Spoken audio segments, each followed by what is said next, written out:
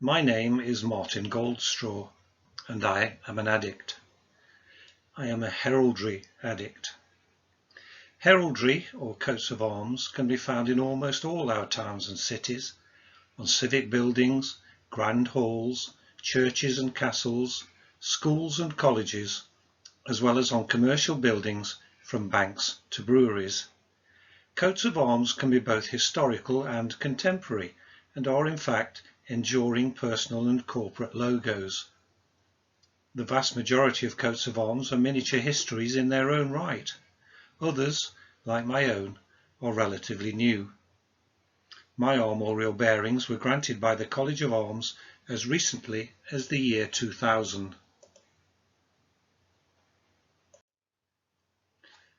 I hope to be able to demonstrate in all of my talks that heraldry is both an art and a science, but above all, it is splendidly colourful and can be a visual delight. I have presented many talks to heraldry societies, and in the main there is therefore always the assumption that almost without exception my audience has a fair to good grasp of heraldry and blazon. Blazon is the written description, or, if you like, the blueprint by which the arms are described. All armorial bearings must have a blazon. Often in history books, if heraldry is mentioned at all, descriptions of coats of arms are simply recorded in the footnotes as a blazon. As a long-suffering addict, I can visualize in my mind's eye each and every coat of arms described in this written description, but I thought it might be fun for me, and hopefully instructional for you, to turn the written description of these arms into images in heraldic language to emblazon them. Most of these images have been created by me, and although I don't claim to be any kind of heraldic artist, their creation has given me many hours of pleasure. It's quite possible that my generation could be one of the last to have had the experience, as a child, of stuffing some old clothes with rags, adding a head and some old boots, and placing this scarecrow-like creature in a wheelbarrow borrowed from a father's shed, so that we could go forth onto the streets and pester any adult we should encounter with the cry, "Penny for the guy." The purpose of this good-natured harassment was to allow us to purchase the very necessary fireworks with which, no doubt, we became even greater little pests. I really can't recall when my interest in the Gunpowder Plotters transferred itself from the simple act of celebrating an annual event in ignorance of its real origins, where we simply built a bonfire, burned a guy, and set off fireworks in order to brighten the darkening days of winter, to a desire to learn more. But I have a feeling that it was linked to my father in the mid to late 1960s successfully persuading my mother that the purchase of a brand new complete set of the several volumes of the Encyclopaedia Britannica would be a good investment in the future education of their children. I was fascinated when they arrived. It was the nearest thing we got to being able to simply Google the answer we required. In the intervening years I have on and off revisited the topic of the plotters, and my unattributable scribbled notes are plentiful. This talk is a result of both my fascination with the plot and my addiction for heraldry. The narrative is taken not only from my unattributable notes, possibly taken from the Britannica, but accounts more recently cross-checked against other sources. I give grateful thanks and acknowledgement to the Gunpowder Plot Society, Father John Gerard's contemporary narrative on the conditions of Catholics under James I, and various library manuscripts and government archives. In a presentation such as this, it would be impossible to credit every source of information individually, as would be done with footnotes in a book. If I have inadvertently plagiarized one or more of these sources, or inadvertently not credited a particular source at all, I sincerely apologize and beg forgiveness. Let us introduce ourselves to the main players in our story, but first a note of 21st century caution. The Gunpowder Plot was a failed attempt to blow up England's King James I and his Parliament on November 5th, 1605. The plot was organised by Robert Catesby in an unsuccessful attempt to end the persecution of Roman Catholics by the English government. In retrospect, we now accept that it was an abhorrent and intolerable time for those who had no desire to conform to a religious doctrine that was being forced upon them against their will, something we sincerely hope could not and would not happen today. Many of the quotes used in this talk are, of course, in the popular vernacular of the time they were recorded, and it is highly likely that some of the terms used may well be now considered religiously offensive. We'll hear, for example, that Catholics were considered to have been perverted to the faith and therefore be perverts. Today, these references are undoubtedly insulting and religiously unacceptable. Please bear in mind that in order to present an accurate account of the lives of the main players, I have quoted verbatim from contemporary records, and modern-day sensitivities, understandable as they are today, would have played no part at all in the views held by individuals and the state in that period in history. It is an unpleasant period in English history. I present it to you in the raw. The conspirators, almost all gentlemen of coat armour, Robert Catesby of Ashby St Ledger, the arch plotter. The brothers Robert and Thomas Winter.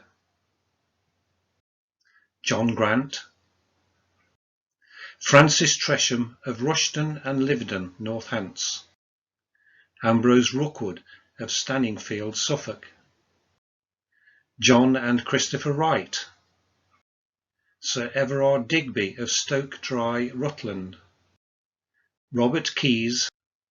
Guy Fawkes. Thomas Percy. Thomas Bates, not thought to be armigerous, as he was a long-standing retainer of the Catesby family. He'd spent some time with Catesby in London, probably being a witness to some unusual activity, when in December 1604, his master, imagining that Bates suspected something, called him to his lodgings at Puddle Wharf and examined him in the presence of Thomas Winter. Catesby and Winter decided to bring him into the plot, and made him take the oath of secrecy and take the sacrament to seal it. On the scaffold, Bates was completely penitent, saying that his affection for his master had caused him to forget his duty to God, his king and country. He asked for the forgiveness of the same and for the preservation of them all.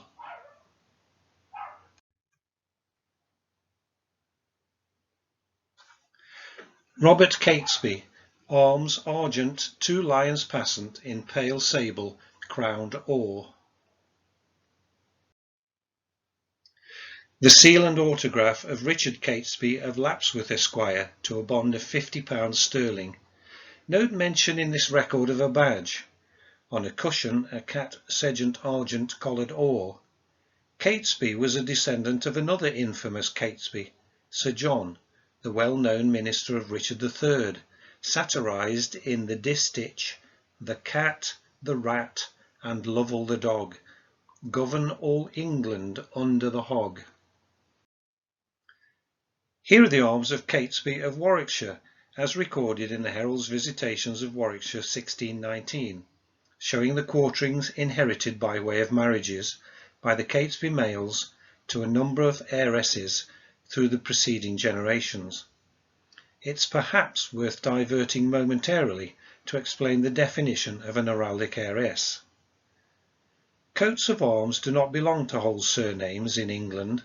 They are granted to a specific person and then inherited by all of that person's male descendants equally, although they are supposed to be differenced by younger sons with minor marks or breeches to indicate that they are cadets, but this differencing appears to be rarely taken up and is not even encouraged nowadays by the College of Arms. In English heraldry, an heraldic heiress is a daughter of a deceased man who was entitled to a coat of arms, an armiger, and who carries forward the right to those arms for the benefit of her future male descendants.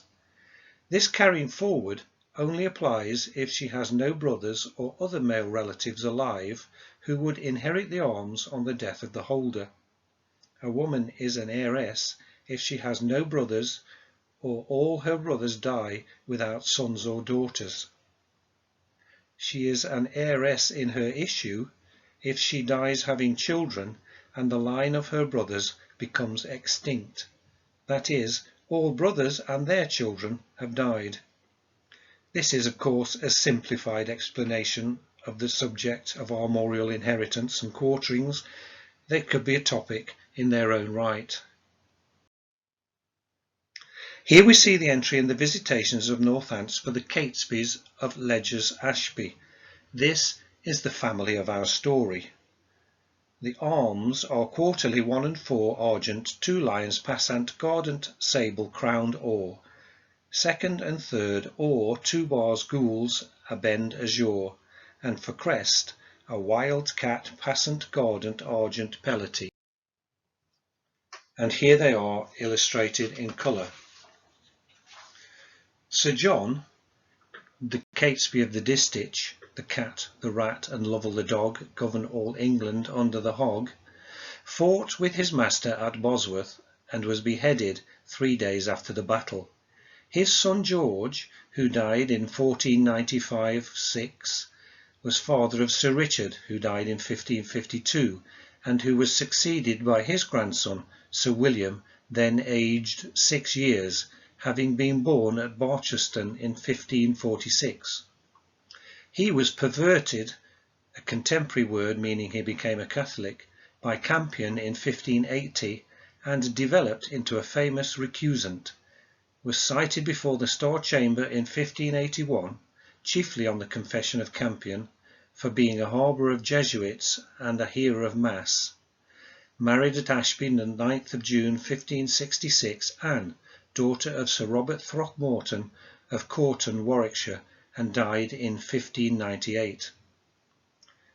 The eldest of his children, 4 sons and 2 daughters, was Robert Catesby, the conspirator, born at Lapworth, Warwickshire, in 1573.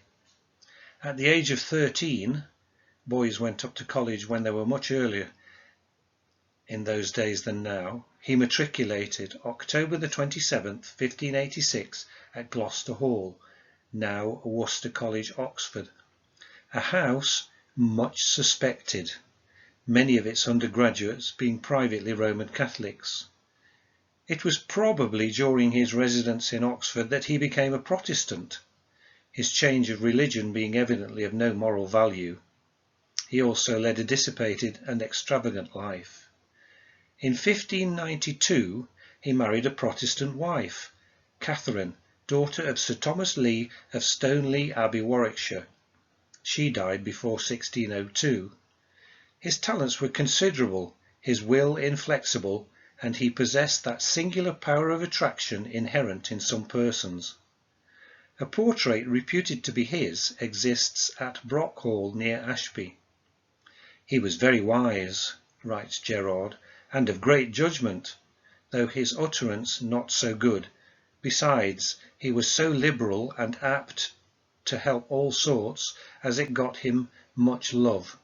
He was a person above 2 yards high, and though slender, yet as well proportioned to his height as any man should be.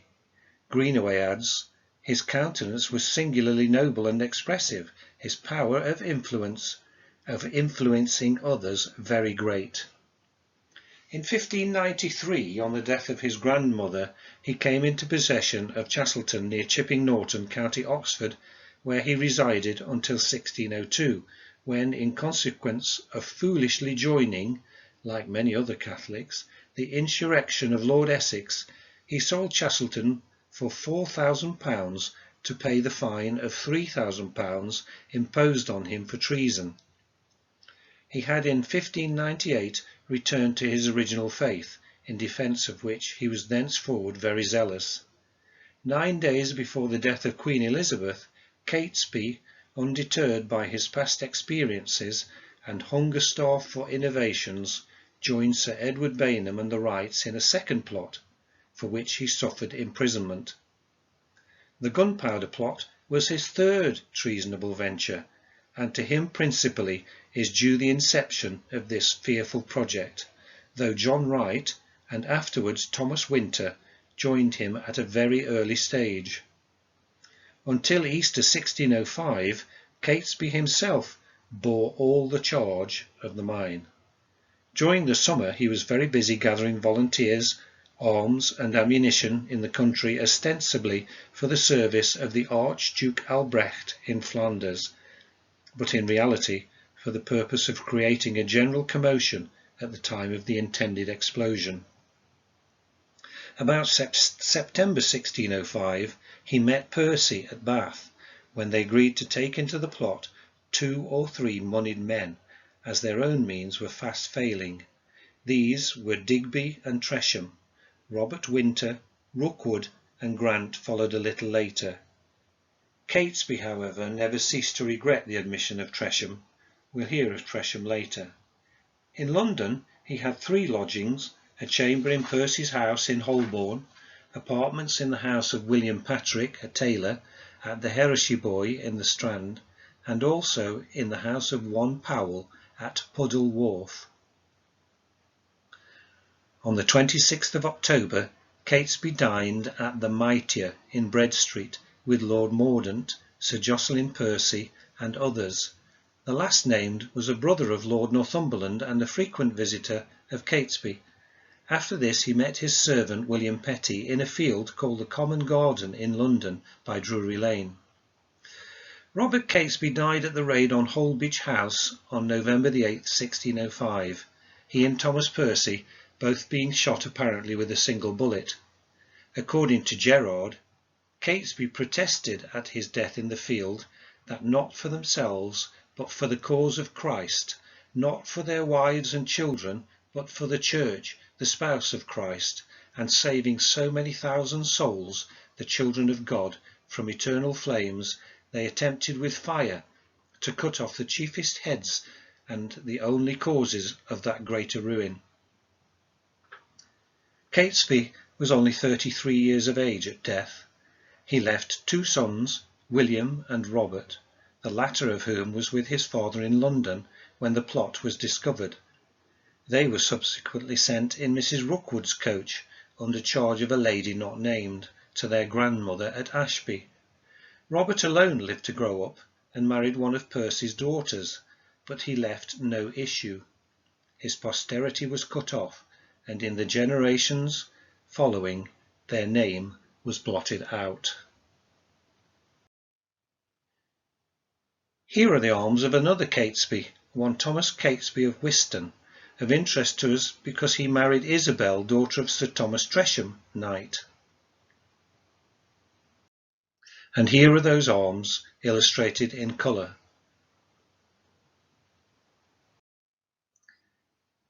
Robert Catesby was the husband of Catherine Lee of Stoneleigh. Here are the arms of Catesby impaling, a form of marshalling to indicate marriage, the Lees of Stoneleigh arms, which are gules, a cross engrailed argent, in the first quarter a lozenge of the second.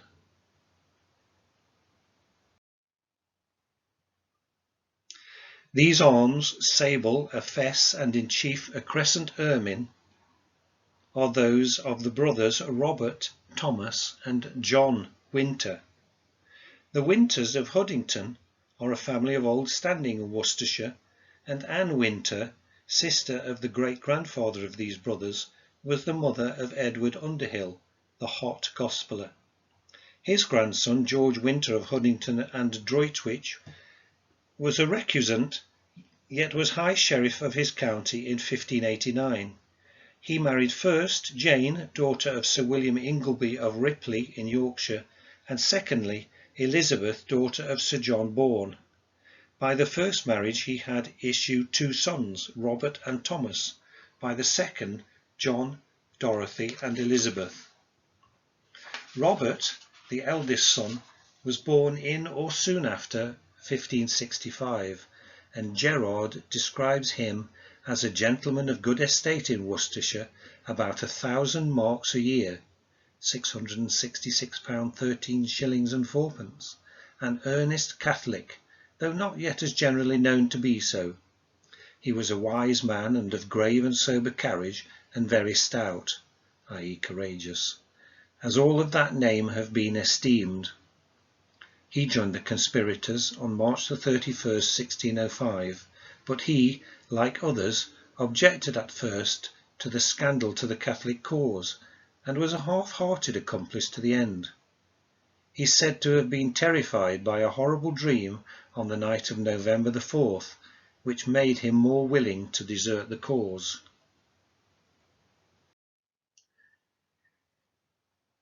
He married Gertrude, daughter of Sir John Talbot of the Shrewsbury line, and of Catherine Petrie, by whom he had 4 children: John, who died in 1622, leaving issue Helen of Cooksey, who died on the 5th of May 1670, Mary, a nun, and Catherine, who died before 1670.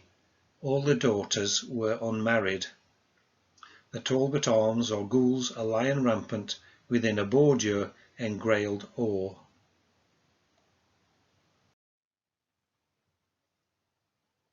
Here we see the entry for the arms of Winter in the Herald's Visitations of Worcestershire, 1569. Note the many quarterings denoting inheritance of the arms via heraldic heiresses. Some of these quarterings may be considered to be fanciful. And here are the arms illustrated in colour.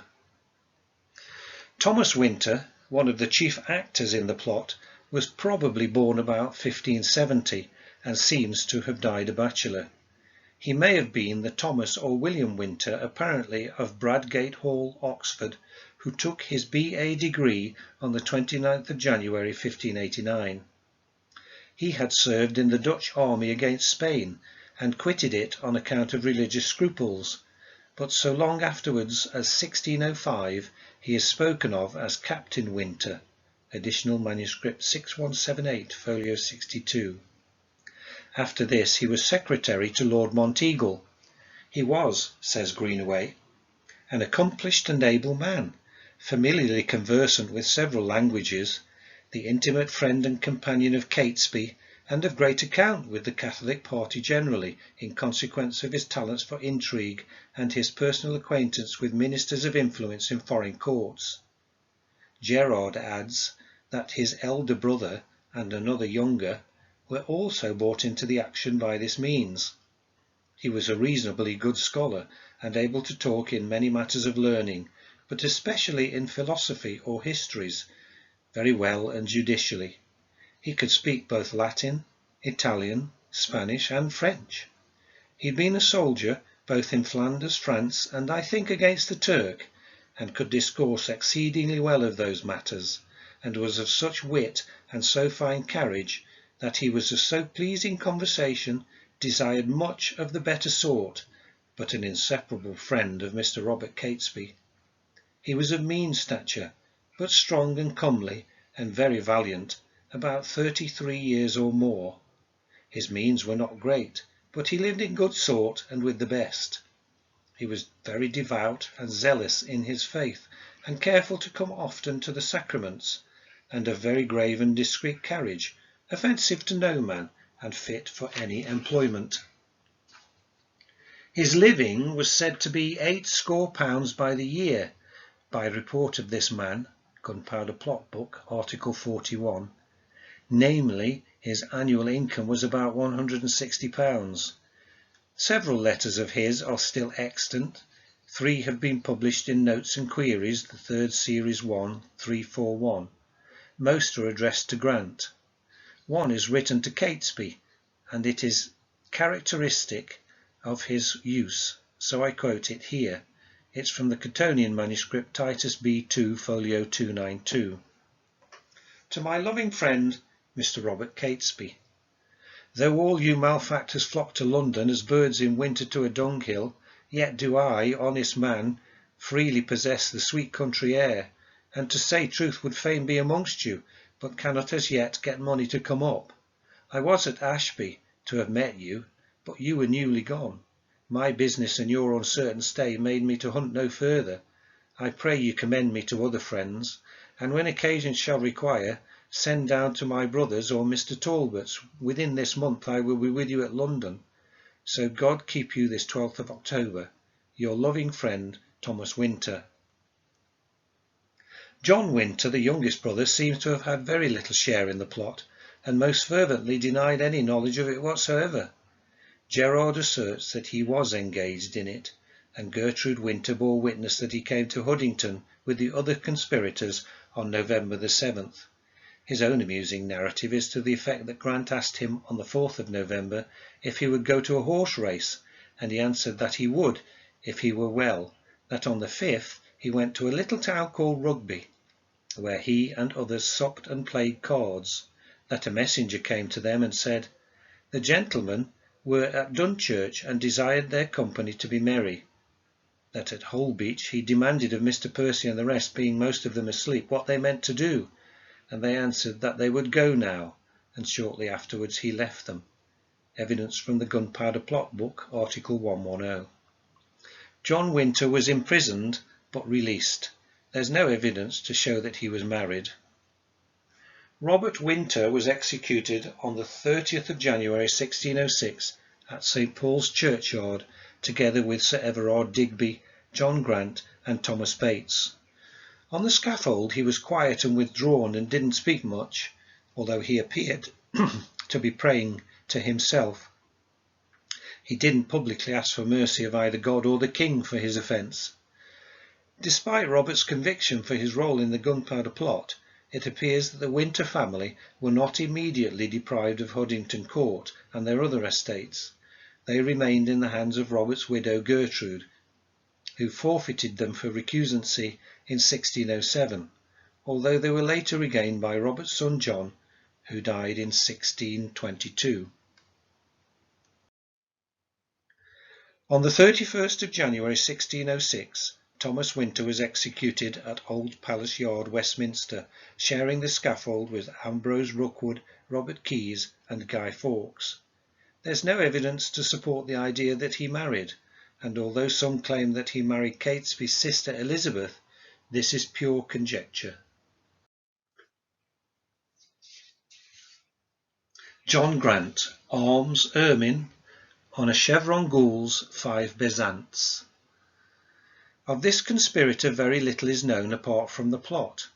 His residence was at Norbrook, a few miles south of Warwick, a walled and moated house, of which nothing remains save a few fragments of massive stone walls, and the line of the moat may be distinctly traced, while an ancient hall of large dimensions is also apparent amongst the partitions of a modern farmer's kitchen. Before May 1602 he married Dorothy Winter, the sister of the two conspirators. He had been active in the Essex resurrection, for which he was fined, and with his brother-in-law Robert Winter he was sent for by Catesby in January 1605 for the purpose of being initiated into the conspiracy, but he was not sworn until March the 31st. Greenway describes him as a man of accomplished manners, but of a melancholy and taciturn disposition. Gerard tells us that he was as fierce as a lion, of a very undaunted courage, which he was wont to exhibit unto pursuivants and prowling companions when they came to ransack the house, by which dubious expression is probably intended not burglars but officers of the law. He paid them so well for their labour, not with crowns of gold, but with cracked crowns sometimes, and with dry blows instead of drink and good cheer, that they durst not visit him any more, unless they brought great store of help with them. Mr. Grant appears to have anticipated some modern tactics in modern times. Little else is known of him, except that his wife Dorothy seems to have been a lady of a cheerful and loquacious character, to judge by the accounts of Sir E. Walsh and Sir R. Varney, who, though she had no knowledge of the conspiracy, evidence from the Gunpowder Plot book, articles 75 to 90, it is, however, possible that Mrs. Dorothy was as clever as her brothers, and contrived to wind herself out of suspicion better than she deserved. John Grant had at least two brothers, Walter and Francis, the latter of whom was apprenticed to a silkman. The relationship of Ludovic Grant is less certain. He had also two married sisters, Mrs. Bowes and Anne, wife of his bailiff Robert Higgins. Gunpowder Plot Book, articles 34, 44, 68 and 90. His mother and then unmarried sister Mary were living in 1603. John Grant was executed on the 30th of January 1606 at St. Paul's Churchyard, together with Sir Everard Digby, Robert Winter and Thomas Bates. Grant was led to the scaffold as his injuries sustained in the accident at Holbeach House had left him virtually blinded. He is said to have shown great zeal as he mounted the scaffold. He was asked if he was sorry for his mistake, but his reply was that it was not the time or the place to discuss cases of conscience. He had come there to die, not to dispute matters of that kind. He also expressed himself convinced that our project was far from being sinful, as to afford an expiation for all sins committed by me, and crossed himself before he fell. His estates were forfeited after his execution, but they were reclaimed in 1623 by his son Wintour Grant, who promptly sold them to Sir Thomas Pickering. Francis Tresham of Rushton and Liverden, arms per saltire, sable and or, 3 trefoils slipped in chief and as many in base, 2 and 1, 1 and 2 of the last. Sir Thomas Tresham, the father of Francis, had suffered much in the cause of Rome. Perverted by Campion in 1580, he was repeatedly imprisoned for recusancy and harbouring Jesuits, but remained the more resolutely devoted to the faith of which he speaks as his beloved, beautiful and graceful Rachel, for whom his direst adversity seemed but a few days for the love he had to her. By his wife Muriel, daughter of Sir Robert Throckmorton, he had 2 sons, of whom Francis was the elder. He was educated at Gloucester Hall, and having been very actively participant in the rebellion of Essex, was on his trial extremely insolent to the Lord Chancellor. His life was saved only by the intercession of Lady Catherine Howard, whose services were purchased apparently for £1,500. Catesby never ceased to regret the admission of Tresham to the conspiracy, but if, as is probable, Lord Monteagle were himself a party to the plot, the much vaunted earnestness of Tresham to save him is in all probability fiction and a mere piece of the machinery. Gerard says that he was of great estate, esteemed to be worth £3,000 a year. He had been wild in his youth, and even till his end was not known to be of so good example as the rest. Jordan says he was known to be mean, treacherous, and unprincipled.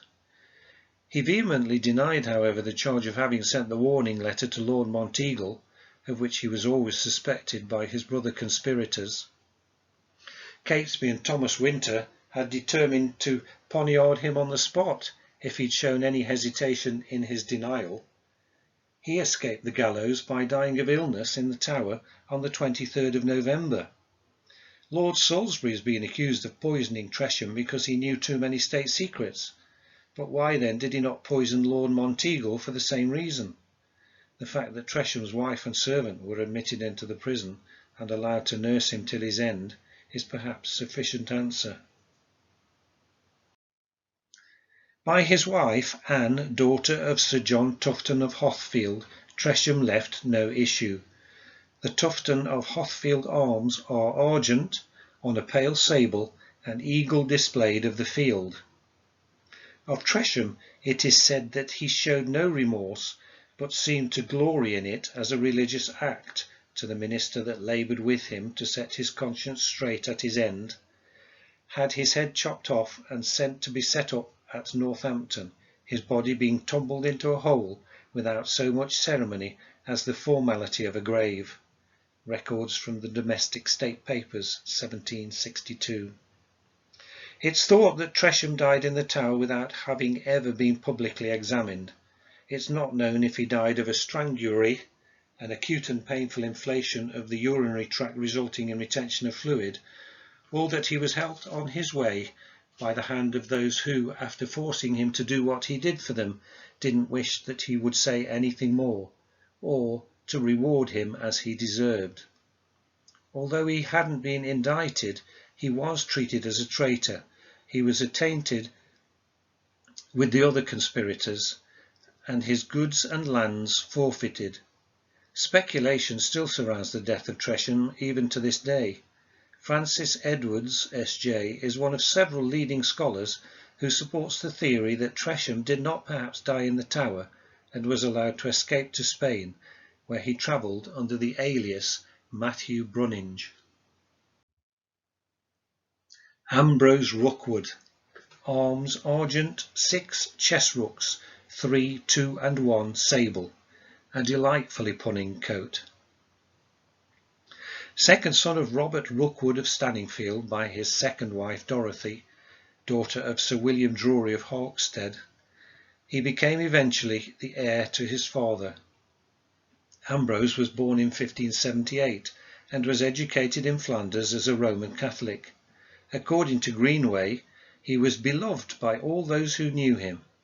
Gerard describes him as very devout, of great virtue and valour, and very secret.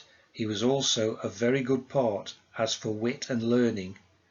He was remarkable for his stud of fine horses. Coldham Hall, his family mansion, built by his father in 1574, is still standing, and is a picturesque house about 4 miles from Bury St Edmunds. Very reluctant at first to join the plot, March 31st, 1605, when arrested, he denied all privity and on his soul and conscience, as he was a Catholic. He was drawn into it by Catesby, with whom he had long been acquainted, and whom he said that he loved and respected as his own life. Objecting that it was a matter of conscience to take away so much blood, Catesby replied that he was resolved that in all conscience it might be done, whereon Rookwood, being satisfied that in conscience he might do it, confessed it neither to any ghostly father nor to any other. That's from the examination of Rookwood in the Gunpowder Plot book, Article 136. Sir William Wade writes that Rookwood can procure no succour from any of his friends in regard to the odiousness of his actions. Additional manuscript 6178, folio 34. He seems to have been fond of fine clothes, for he not only had a fair scarf embroidered with ciphers, but made a very fair Hungarian horseman's coat, lined all with velvet, and other apparel exceedingly costly, not fit for his degree. Ibidem, folio 86.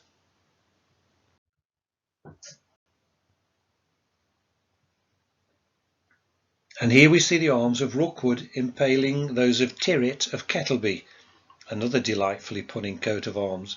Gules, 3 lapwings, or tirrits, or. His wife, who was said to be very beautiful and a virtuous Catholic, was the daughter of Robert Tirrit, Esquire, of Kettleby, County Lincoln. They had 3 children, Sir Robert Rookwood, who warmly espoused the cause of Charles I and was buried on the 10th of June 1679. He married Mary, daughter of Sir Robert Townshend of Ludlow, and left issue Henry and Elizabeth, wife of William Calverley, Esquire. The brother of Ambrose was the Reverend Thomas Rookwood of Claxton, the correspondent of Garnet. Rookwood was executed on January the 31st, 1606, in Old Palace Yard at Westminster, along with Thomas Winter, Guy Fawkes, and Robert Keyes. While being dragged to his execution, he asked to be told when they were passing his house in the Strand, so that he could have one last look at his beloved wife. He cried to Elizabeth, "Pray for me, pray for me," and she replied, "I will, and be of good courage. Offer thyself wholly to God. I, for my part, do as freely restore thee to God as he gave thee unto me." At the scaffold he made a speech where he freely confessed his sin, and asked God to bless the king and his family, that they might live long and reign in peace and happiness over this kingdom. And he beseeched God to make the king a Catholic. The onlookers could scarcely restrain their tears, since he had been well known and loved for his exemplary behaviour while he lived. John and Christopher Wright, said to be the sons of John Wright of Ploughland, whose arms were or a fess chequy argent and azure, between 3 eagles' heads erased of the third. Concerning the parentage of these brothers, I can find no more than they were of the family of Wright of Ploughland in Holderness, Yorkshire. They were the cousins of Robert Winter, perhaps through his mother, and were both schoolfellows of Guy Fawkes and neighbours' children. John Wright originally lived at Twigmore in Lincolnshire and removed to Lapworth in Warwickshire when he became a party to the plot. He was the first layman whom Catesby took into his confidence, Thomas Winter being the second and Fawkes the third. Like so many of the others, the brothers were involved in Essex's rebellion. They were perverts, and since their perversion John had been harassed with persecution and imprisonment.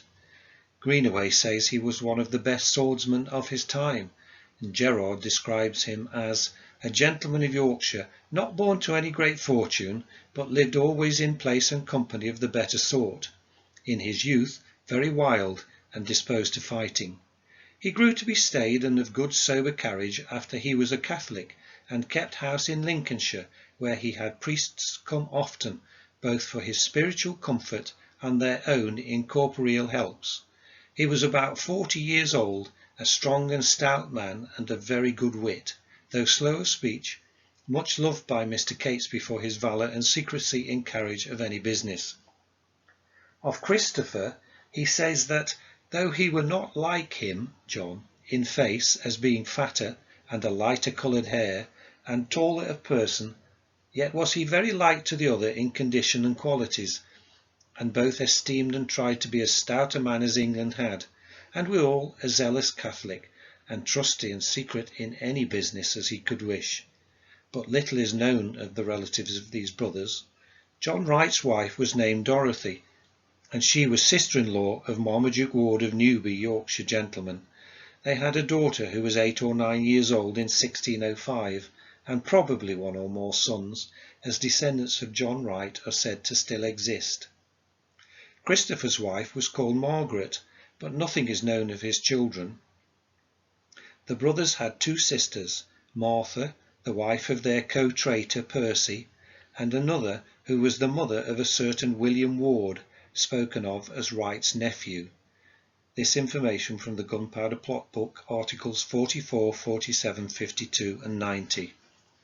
Both perished on the 8th of November 1605 at Holbeach House, Staffordshire. Sir Everard Digby, arms azure, a fleur-de-lis argent. This allegedly weak and bigoted young man, who was only 24 at death, had really little part in the Gunpowder Plot. He was the son of Everard Digby of Stoke Dry, County Rutland, and Mary, daughter and co-heir of Francis Neal of Haythorpe in County Leicester. He was born circa 1578 and lost his father, a Catholic, in 1572. His mother married again to Samson Erdswick of Langdon, County Stafford, who was a Protestant, and young Digby was brought up in a Protestant atmosphere.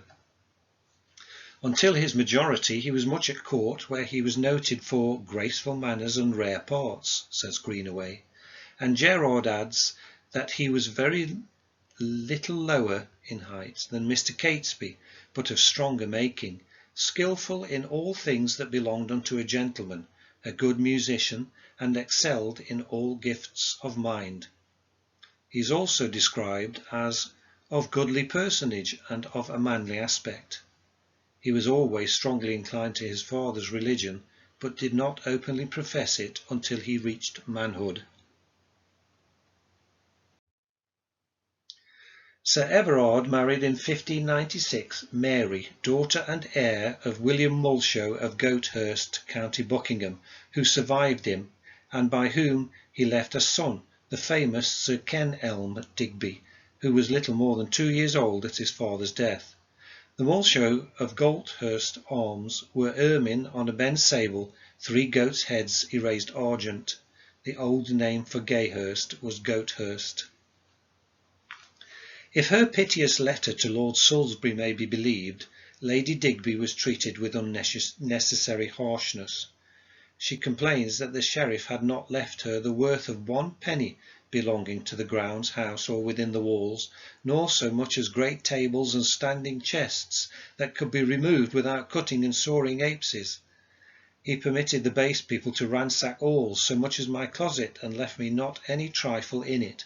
He will not let me have so much as a suit of apparel for Mr. Digby, the little Ken Elm, nor linens for my present wearing about my body. She implores to be allowed to retain Goathurst, her own inheritance, during the imprisonment of her husband, for whose life she would give hers, or would beg during life. The Burley Papers, additional manuscript 6178, folio 94. Guy Fawkes, born 13th of April 1570, Stonegate, Yorkshire, died 31st of January 1606, Old Palace Yard, Westminster, descended from the Fawkes family of Farnley. Here, chillingly, we see his signature both before and after his torture. Arms ermine, a maskell sable, and for crest a falcon proper. Guy Fawkes, whom his horrified contemporaries termed the greatest devil of all the conspirators, but who was simply a single-eyed fanatic, owes his reputation chiefly to the fact that he was the one selected to set fire to the powder. His responsibility was in reality less than that of Catesby, Percy, or Thomas Winter. His father, Edward Fawkes, in all probability a younger son of the old Yorkshire family of Fawkes of Farnley, was a notary at York and registrar of the consistory court of the Minster. He could not, of course, have filled such an office unless he had been a Protestant. Edward Fawkes died in 1578 and was buried January the 17th in the church of St. Michael le Belfry, York. His widow, whose maiden name was Edith Jackson, is said by some to have subsequently married a zealous Roman Catholic, Mr. Dennis Bainbridge of Scotton, but Sir W. Wade gives the name of her second husband as one Foster, within 3 miles of York. She was living at the time of the plot. Guy, who was baptised in St. Michael's Church, April the 16th, 1570, and educated at the Free School in the Horse Fair, did not become a professed papist until he was about 16 years of age. He had a step-brother, of whom no more is known than that he belonged to one of the Inns of Court in 1605. Guy was not 8 years old when he lost his father, who left him no patrimony beyond a small farm worth about £30 per annum. He soon ran through this, sold the estate, and at the age of 23 went abroad, living in Flanders for 8 years, during which time he was present at the taking of Calais by the Archduke Albrecht. In 1601 he returned to England with the reputation of one ready for any enterprise to further the faith. He now entered along with the Winters and the Wrights into negotiations with Spain for a fresh invasion of England, which was put a stop to by Elizabeth's death, since the King of Spain declined to take up arms against his old ally King James. Fawkes's own statement in his examinations have been proved to consist of such a mass of falsehood that it's scarcely possible to sift out the truth. All that can be done is to accept as fact such portions of his narrative as are either confirmed by other witnesses or seem likely to be true from circumstantial evidence. His contradictions of his own previous assertions were perpetual, and where confirmation is accessible, it sometimes proves the original statement, but sometimes and more frequently the contradiction. This utter disregard for truth prepares us to discount considerably the description given to Fawkes by Greenway, as a man of great piety, of exemplary temperance, of mild and cheerful demeanour, an enemy of broils and disputes, a faithful friend, and remarkable for his punctual attendance upon religious observances.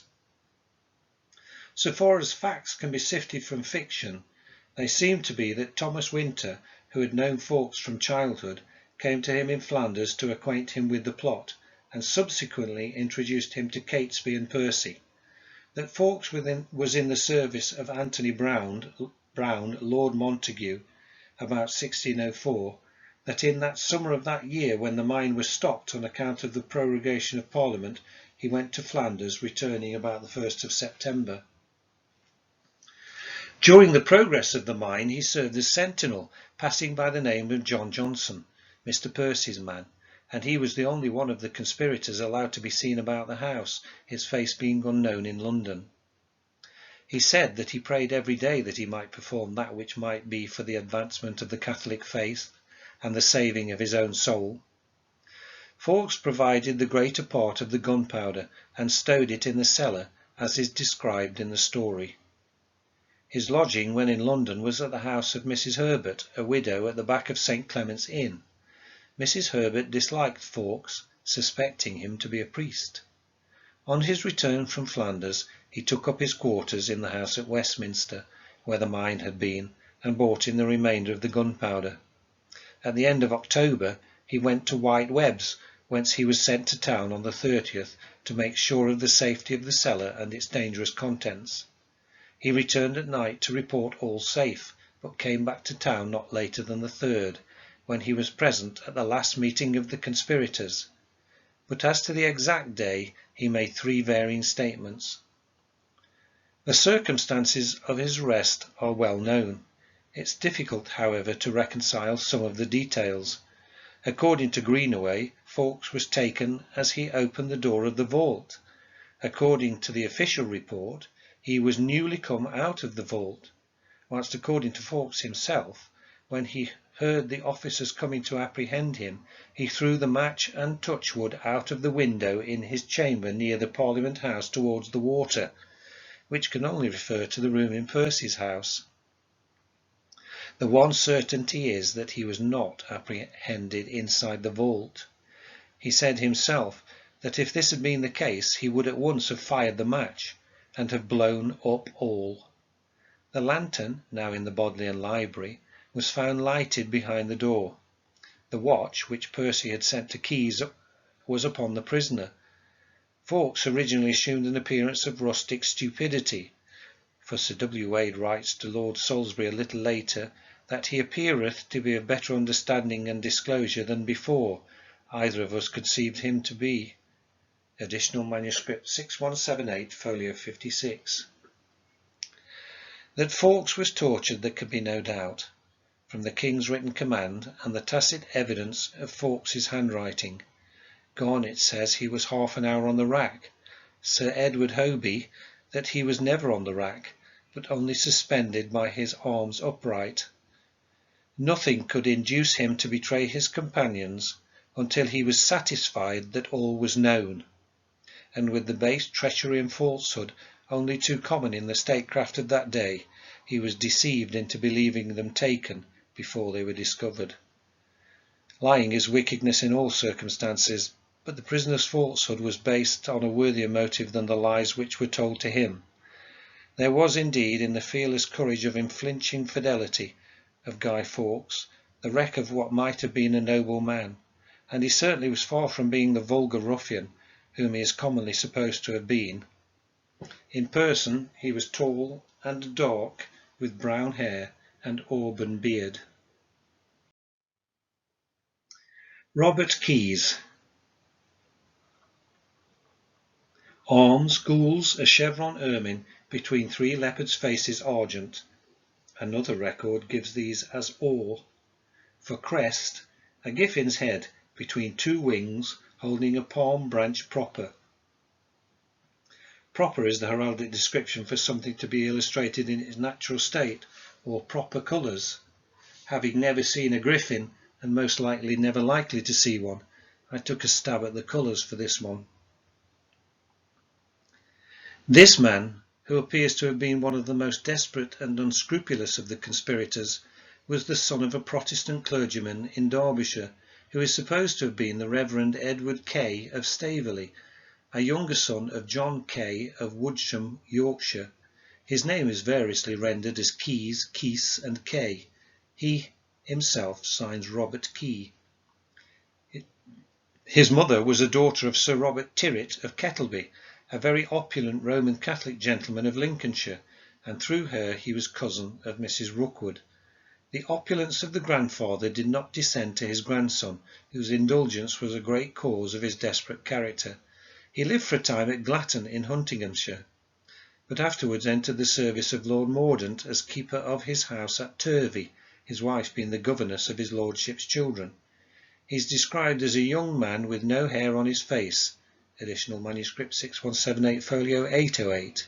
It was about June 1605 when Keys was taken into the plot, and his chief work thereafter was the charge of the house at Lambeth, sometimes called Catesby's, afterwards Mr. Terrett's, since Rookwood's, Ibidem, folio 62, where the powder was stored.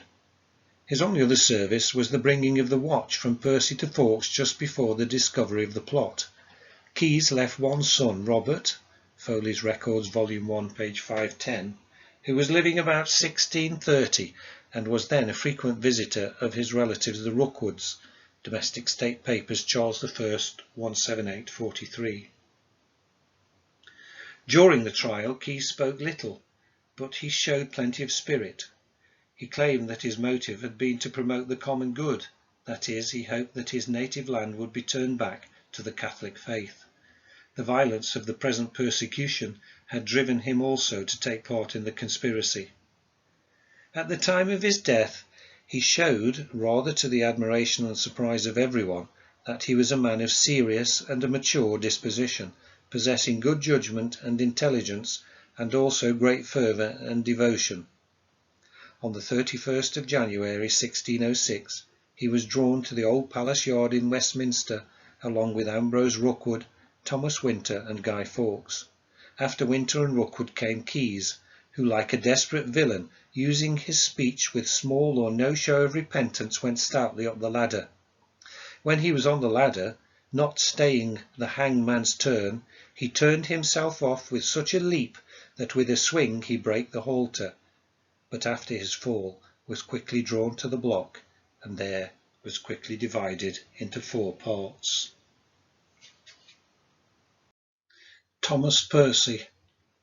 Before we attempt to explain the way Percy fits into the jigsaw of the Percy genealogy, I will illustrate the arms of the Percy barons and subsequently Earls of Northumberland, which are quarterly, 1st and 4th grand quarters, 1st and 4th, or a lion rampant azure, 2nd and 3rd gules 3 luces on a pike hurient argent, 2nd and 3rd grand quarters, azure 5 fusils conjoined in fess or, crest, on a chapeau gules turned up ermine, a lion statant, the tail extended azure. Supporters, dexter, a lion rampant azure, sinister, a lion rampant guardant or, ducally crowned of the last, gorged with a collar gobony argent and azure.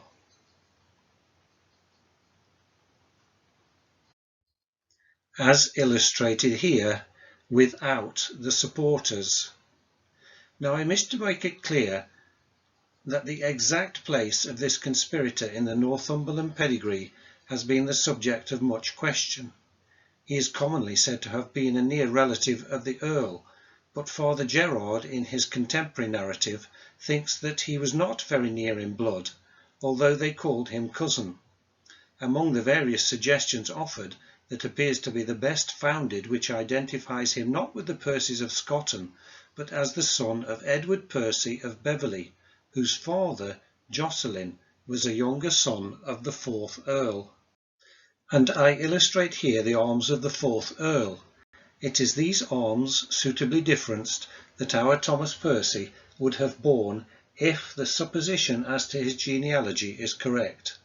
Arms quarterly of 4 grand quarters, first and fourth grand quarters, first and fourth or a lion rampant azure, second and third gules 3 luces or, pikes hurient argent, second and third grand quarters, borry of 6 argent and vert a bendlet gules. The wife of the aforementioned Jocelyn was Margaret Frost. The wife of Edward and mother of the conspirator was Elizabeth, daughter of Sir Thomas Waterton of Walton, Yorkshire, of the family of the famous naturalist Charles Waterton, of whom it was said that he felt tenderly towards every living thing but 2, a poacher and a Protestant. The character of Percy, as sketched by one of the Jesuit narrators, is scarcely consistent with that given by the other. Greenaway writes of him, "He was about 46 years of age, though from the whiteness of his head he appeared to be older. His figure was tall and handsome, his eyes large and lively, and the expression of his countenance pleasing, though grave, and notwithstanding the boldness of his mind, his manners were gentle and quiet." Gerard says, "He had been very wild in his youth, more than ordinary, and much given to fighting, so much so that it was noted in him and in Mr. John Wright, that if they heard of any man in the country more valiant than the other, one or other of them would pick a quarrel to make trial of his valour. He was a great wit, and a very good delivery of his mind, and so was able to speak as well as most in the things whereupon he had experience. He was tall, and of a very comely face and fashion, of age nearly 50, as I take it, for his head and beard was much changed white." The proclamation for his apprehension describes him as "a tall man, with a great broad beard, a good face, the colour of his beard and head mingled with white hairs, but his head more white than his beard. He stooped somewhat in the shoulders, well coloured in face, long-footed, small-legged." Percy was steward and receiver of rents to his kinsman the Earl, whose rents he appropriated to the purpose of the plot without the owner's knowledge, if his earnest denial may be trusted. Percy married Martha, sister of John and Christopher Wright, by whom he had 3 children: Elizabeth, who died young and was buried at Alnwick, 2nd of February 1602, a daughter, name unknown, who married young Robert Catesby, and Robert Percy of Taunton, who married Emma Mead of Wivilscombe on the 22nd of October 1615, and was the founder of the line of Percy of Cambridge. Back in London, the first of several proclamations had been sent out for the immediate apprehension of Percy, and almost amusingly, Percy had been claimed to be spotted leaving London in almost every conceivable direction. If not for the conspirators' almost suicidal action of breaking into some stables at Warwick Castle in order to obtain fresh mounts, thereby alerting the local authorities, Percy and his friends might have gained a considerable lead over his pursuers and been able to make their way into Wales, where it is believed they were heading. As it was, the plotters were soon hotly pursued and quickly brought to ground by Sir Richard Walsh, High Sheriff of Worcestershire, for their final stand at Holbeach House. On the morning of November the 8th, Walsh and his men stormed the house, smoking the conspirators from their hides. As they took up their defensive position in the courtyard, Catesby and Percy were felled by a single shot from the musket of John Street of Worcester, who later claimed compensation from the government for his marksmanship. Percy was killed instantly, Catesby managing to crawl back inside the house before expiring. Percy's widow lived privately in London after his execution. After the capture and imprisonment of the conspirators, the bodies of those who had died at Holbeach were exhumed, and the heads removed for display at Westminster Palace. Digby, Robert Winter, John Grant, and Thomas Bates were the first scheduled to be executed. Their executions took place at St. Paul's Churchyard on the 30th of January 1606. Digby was the first to mount the scaffold, which he did unrepentant. In his speech he had claimed that he could not condemn himself of any offence to God in his motives of the ending of the persecution of the Catholics the good of souls and the cause of religion, although he freely admitted to offending the laws of the realm, for which he was willing to suffer death, and though nothing too much to suffer for those respects which had moved him to that enterprise. He refused to pray with the preachers and called on the Catholics in the crowd to pray with him, whereby he fell to his prayers with such devotion as much moved all the beholders. He then saluted each nobleman and gentleman upon the scaffold in so friendly and cheerful manner that they later said that he seemed so free from fear of death that he could have been taking his leave of them as if he was just going from the court or out of the city. Digby was hung only a very short time, and was undoubtedly alive when he went to the quartering block and was disembowelled. On Friday the 31st of January 1606, Fawkes, Thomas Winter, Ambrose Rookwood and Robert Keyes were taken to the old palace yard at Westminster and hanged, drawn and quartered in the very place which they had planned to demolish in order to hammer home the message of their wickedness. Thomas Winter was followed by Rookwood and then by Keyes. Guido, the romantic Cape figure of such evil villainy, came last. A contemporary wrote, "Last of all came the great devil of all, Guy Fawkes, alias Johnson, who should have put fire to the powder. His body being weak with the torture and sickness, he was scarce able to go up the ladder, yet with much ado, by the help of the hangman, went high enough to break his neck by the fall. He made no speech, but with his crosses and idle ceremonies made his end upon the gallows and the block, to the great joy of all the beholders that the land was ended of so wicked a villainy. By Greenaway, Gerard, or both, it is asserted of nearly every one of the conspirators that they were very wild in their youth, and became persons of exemplary virtue after their conversion to Catholicism." There is a supporting cast, namely William Parker, Lord Monteagle, and the brothers Humphrey and Stephen Littleton, but as our main purpose was to illustrate the arms of the conspirators themselves, our mission may be considered to be accomplished. But before we part company, I was amused to note that at the time that I first prepared this talk, German supermodel Claudia Schiffer lived in Coldham Hall in Stanningfield, Suffolk, with her film director husband Matthew Vaughan. Schiffer, who paid £5 million for the mansion, called an exorcist into the property in 2003 to rid it of its resident ghost. Could this have been the ghost of Ambrose Rookwood?